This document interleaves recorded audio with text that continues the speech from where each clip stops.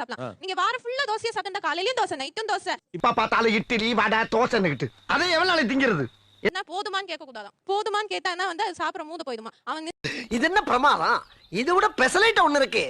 இங்கேக்கு 13 தோசை திங்கிறவனுக்கு நடந்தா சார் 13 இல்ல சார், அவன் 18 20 கூட போய்டும் சார். யார் அவன்? எனக்கே அவனை பார்க்கணும் போல இருக்கு. யார் சாமி இவன்? ஓகே, முதல் 3 தோசை மிளகாப்பொடி, ரெண்டாவது 3 தோசை கெட்டி சாம்பார், மூணாவது 3 தோசை நெய் சக்கரையும். அதுக்கு அப்புறம் நாலாவது வந்து அது அப்படியே நாலாவது மூணாவது செட். நாலாவது செட்ல வந்து அப்படியே அதை ரோல் பண்ணி சாப்பிடுவான். வயிறு ஃபுல் ஆகுதுன்றது அவனே ஃபீல் ஆனதுக்கு அப்புறமா அம்மா ஊத்தப்ப போட்டு தரியா, அது லாஸ்ட்ல முடிஞ்சிரும். அப்ப நான் புரிஞ்சுப்பேன். ஃபீல் ஆகுறப்ப போதும் தானமா சொல்லுவாங்க. ஆக்சுவலா என்னங்க எனக்கு ஒண்ணுமே புரியல. அதுதானப்பா எனக்கும் புரியல.